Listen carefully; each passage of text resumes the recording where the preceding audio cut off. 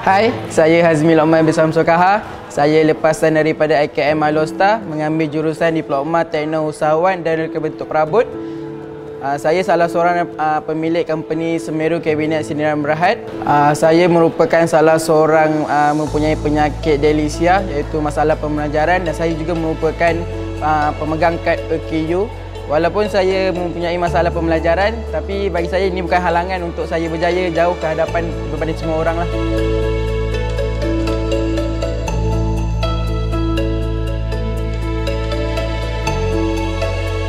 Saya minat bidang perabot ni berusia saya masa darjah 4 lah. Saya minat daripada ayah saya sendirilah.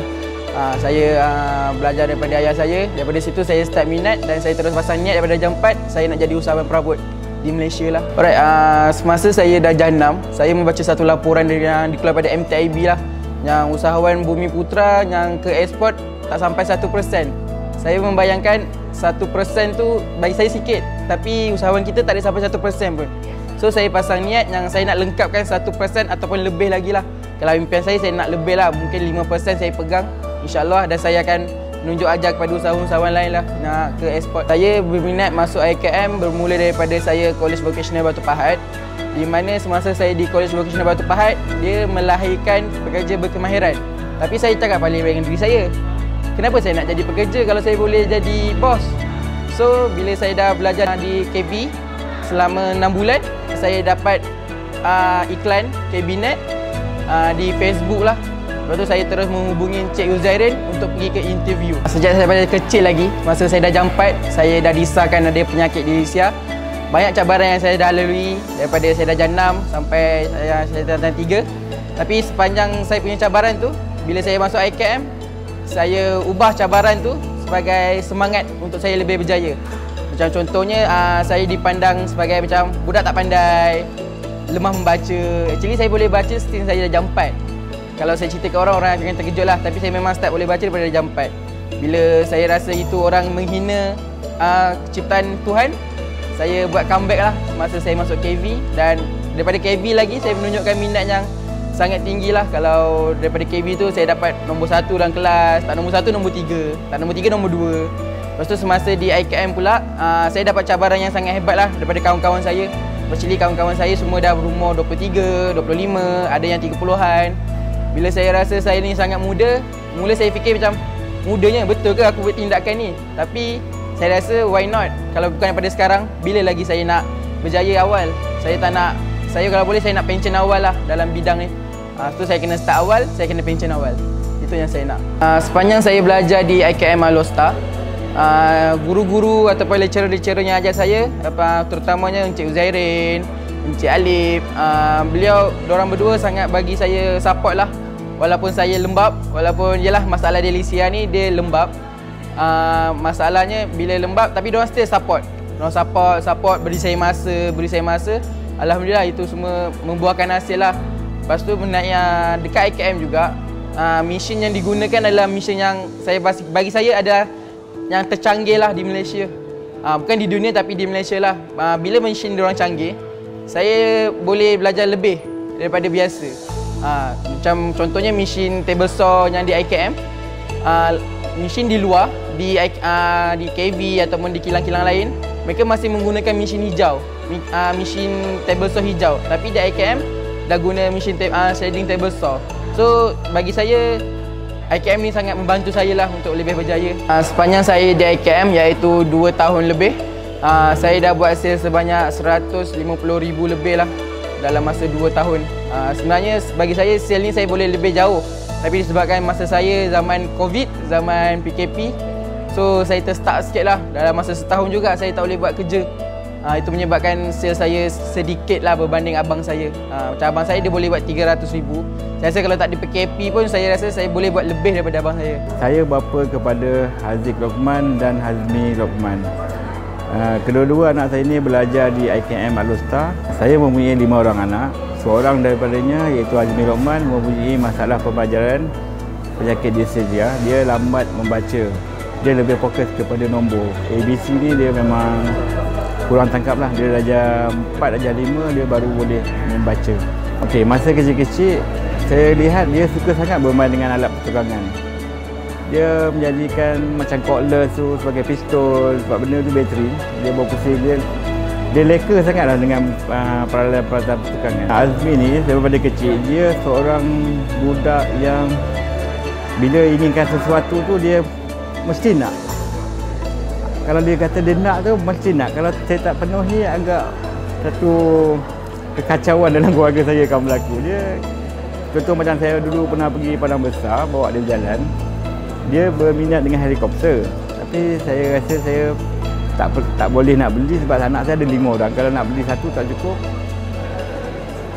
Kena beli 5, tapi bila nak balik tu saya rasa tak sedap hati sebab dia macam menunjukkan emosi yang nak sangat. Sebab dia pun saya bincang dengan isteri saya belikan juga helikopter dia. Yang saya kenal lah bagi seorang usahawan, iaitu Semeru Kabinet, seorang pelajar yang asalnya datang ke IKM All-Star untuk temuduga, merupakan rupanya seorang pelajar OKU yang OKU dalam bidang pendidikan lah. Jadi pada masa yang saya kenal beliau, semasa dalam pembelajaran manajemen furniture, pada masa tu memang agak sukar lah untuk mendidik beliau kerana dia takut, cara bercakap dia tidak berapa konsisten pada itu, dan pada mana dia suka malu-malu. Masa dia datang tu pada umur 16 tahun nak jadi tekno usahawan, nak jadi usahawan dia kata. Tapi pada kita punya syarat kelayakan kita mesti melebihi 18 tahun kerana bila nak jadi usahawan ni, dia nak daftar syarikat SSM, dia mesti berumur 18 tahun ke atas. Jadi ayah dia cuba call saya sebab cikgu dia kata dengan saya, kalau tak dapat pun tak apa cikgu, janji cikgu penuhilah hajat dia kerana sebab dia adalah orang kata pelajar istimewa pada masa tu. Jadi saya pun, yang saya kenal dia lah, jadi bila saya kenal dia dan kami pun bagilah, kita fahamlah bila keadaan seseorang yang istimewa ni, kita kena bagi ruang dan peluang untuk dia lah, untuk menjaga hati dia supaya balik nanti. Sebab apa? Abang dia dapat masuk, dia tak dapat masuk, tapi dia nak juga pada umur 16 tahun tu dia nak masuk juga. Tapi dengan akhirnya bukan kita menolak lah, maksudnya bukan kita menolak dia kita panggil dia temuduga. Dan satu ketika apabila kita kata dia tidak berjaya, dia rasa macam yalah, bila istimewa ni kan. Tapi saya cakap dengan dia, tak apa, kita cuba lagi. Selepas umur dia 18 tahun, dia datang lagi dan bila dia datang tu, dia memang merupakan pelajar yang daripada segi peraturan dia ikut peraturan daripada beberapa segi, kan. Maklumlah dia lepasan daripada kolej vocasional, sekolah pelajar kolej vocasional, dan kita groom dia, dan ialah banyak ilmu-ilmu yang kita beri kepada dia, dan akhirnya dia boleh buat. Dan daripada satu hari selama 2 tahun di IKM All-Star, akhirnya dia boleh buat lah. Kita pun rasa kagumlah dengan kehebatan dia. Bagi pelajar golongan istimewa lah bagi saya, di mana di luar sana lah, kami di Majlis Amanah Rakyat, utamanya di bahagian kemahiran dan teknikal MARA, itu TWET MARA lah yang kita katakan sekarang. Jadi kita boleh bersama-sama bagi golongan yang istimewa ni, kita membentuk, walaupun cabaran dia tak sama dengan cabaran yang kita membentuk usahawan yang normal, kan. Tapi bagi yang usahawan yang istimewa ni, kita ada cara kita sendiri, kita ada adunan kita sendiri, di mana kita tidak meminggirkan golongan-golongan seperti ini, tidak diberi ruang, tetapi kita cuba sedaya upaya bersama 160 orang usahawan membantu sama-sama untuk link antara satu sama lain. Dan akhirnya pada masa ini dia dah ada pekerja, dah menggajikan orang. Yang itu kita nak bahawa saya mengatakan pelajar istimewa ni dia juga boleh berjaya. Harapan saya untuk company saya adalah saya nak jadikan company saya ni setanding dengan company IKEA lah. Kalau orang datang IKEA akan ingat company saya, kalau orang nak buat sesuatu dia akan ingat company saya lah. Saya nak mau kepada ekspor, nak keluar negara, saya nak bawa nama Malaysia lah. Harapan saya kepada anak-anak saya, Haziq dengan Hazmi ini, kalau bolehnya dia teruskanlah perniagaan ni, sebab perniagaan ni pada kacamata saya sangat berpotensi tinggi. Produk-produk daripada Bumi Putra diceburi oleh syarikat Bumi Putra terlalu sikit dibandingkan dengan bukan Bumi Putra. Jadi besar harapan saya meneruskan perniagaan ini dan lebih maju daripada saya.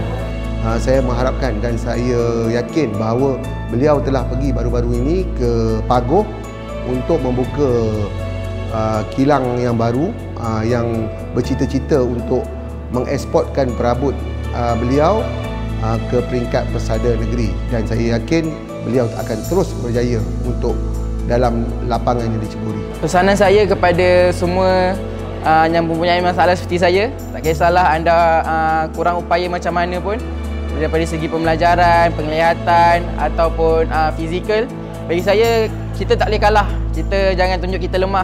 Jadikan kekurangan kita tu sebagai satu motivasi buat diri kita untuk lebih berjaya.